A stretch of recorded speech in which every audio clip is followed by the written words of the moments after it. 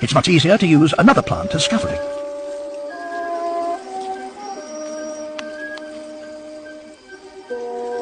But they won't get very high unless they can hold on tight.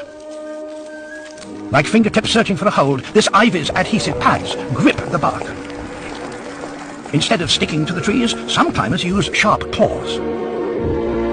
The cat's claw creeper hooks its tendrils into the tiniest crevices and hauls itself to the top.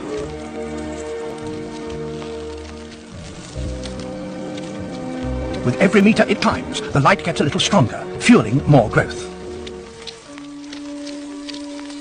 This tendril of a passion flower seems to flail aimlessly in midair, but in fact it's searching for an anchor point. Its tendril coils on itself, pulling the plant towards its support.